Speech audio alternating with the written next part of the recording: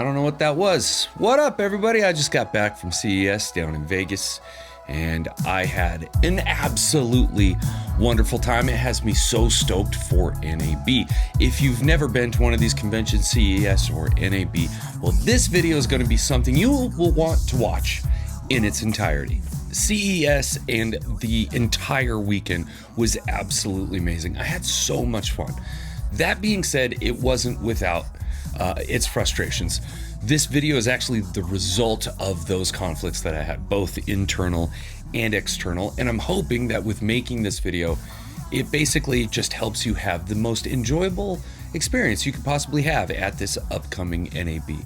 And there are more videos coming about what I shot at CES, but this one just felt like it was the most pertinent.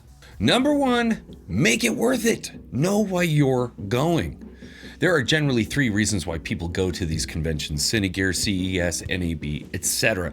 And that's number one, like my friends say, to get your hangs in. That means reuniting with friends that you haven't seen for a really long time. And without question, this is the most enjoyable part of going to one of these conventions. Obviously, if you do this, YouTube, you know how lonely this job can get, and getting your hangs in can be a completely fulfilling experience and basically fill your mental health cup for the rest of the year. Number two, networking along those same lines. There are going to be so many opportunities for you to meet new YouTubers, new people, but also the faces that are behind some of your favorite brands. And there are really good opportunities to strike up a great conversation, get on that brand's radar, and potentially land some amazing brand deals. Now, I didn't land any amazing brand deals. That was not my intention for this weekend. However, I still made 3 or 4 connections that could possibly lead to brand deals, one of which is a company I would really like to get on their radar. And as we were leaving, I was able to talk to somebody that's kind of in charge of that. And I've felt for a very long time I add a lot of value in this particular space, and I think they see that now, and I'm stoked. And hopefully down the road, I can help them figure out some of the problems that they're currently having, thus making this entire trip worth it to me. Number 3, you can make some killer content. There are so many opportunities to actually make some really great videos, whether they're on the products that you're seeing at the convention or being able to collaborate with other YouTubers and put out some really sweet videos. I say know why you're going for a few reasons. Number one, and probably the most important reason, it helps you get your priorities straight. So when your priorities are in line with your actions, you're gonna have the most enjoyable outcomes. For me, there was a lot of internal conflict because I didn't really understand why I was going. Well, I did, but I fought against it. I really was going to get my hangs in ultimately, and 2, networking.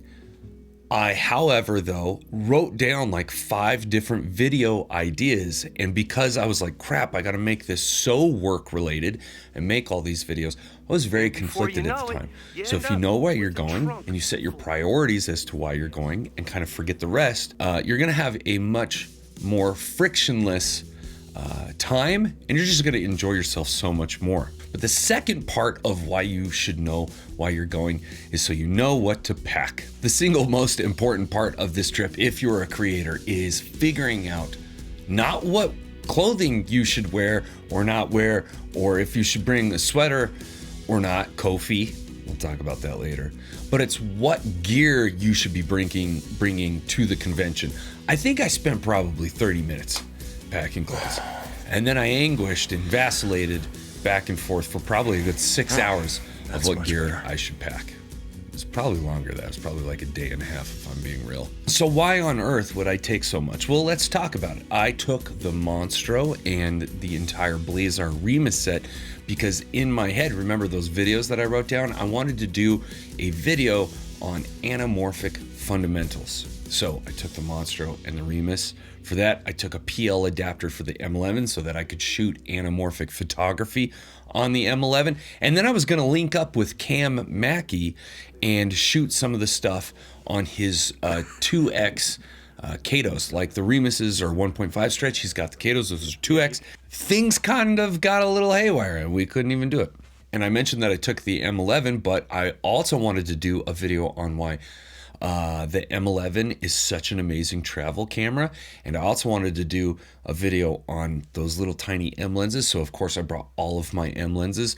Then I also needed a way to vlog while I was there at the convention, and so I took my S5 II plus my wireless mics plus a wired mic just in case as a backup. And then finally, to actually shoot the convention, I brought the DJI Osmo Pocket 3. But guess what I actually used? 90% of everything I shot at CES came from the S5 Mark II and like another 10% from the Pocket 3. Carry something small, carry something light that shoots just good enough. And I'll be frank, nobody really gives a shit with how cinematic CES looks. Number 3, pack the right clothing. That's right, kids. This entire section is because of Kofi. Kofi, I love you. Kofi showed up to Las Vegas without a sweater. Kofi thought, hey, it's the desert, it's Vegas, it's hot all the time. No, deserts get really cold in the winter, and it was like 30 degrees, I want to say, that morning, and he showed up with just a t-shirt. But true to Kofi fashion, he was like the happiest person there. Now, that being said, I think Kofi would have preferred having a sweater. I bet he would have enjoyed himself even more if he had a hoodie with him, but it made us all laugh, and it's hilarious. Just check the weather before you come. Type into weather, Las Vegas, and then look at like the 7 or the 10-day forecast, and you'll get a better idea. It was chilly. We had high winds, and the wind really cut through you. Even in the middle of the day, even though it was like 55, 60 degrees, the wind made it much colder than the temperature suggested. So check the weather, pack the right clothes. Oh, along those lines, with all of that walking you're doing, pack a second or even a third pair of shoes. Your feet will thank you. Number 4, where are you going? There are some really cool locations outside of Las Vegas. Red Rock State Park, that's where we went Wednesday morning. You've got the Hoover Dam, and you've also got Valley of Fire. All of these places are amazing. And you might be thinking, oh, we're going to go hit this place and film all this cool stuff. Well, just so you know, even though a new rule was signed into law where you can now film in national parks, none of these are national parks. And state parks have different rules and regulations than national parks. Drone laws can be tighter. Groups of YouTubers filming together can be tighter. So it's just better off that you know where you're going in advance, be prepared, know the rules and regulations. That way you don't get kicked out and nothing, and your day isn't ruined. All right.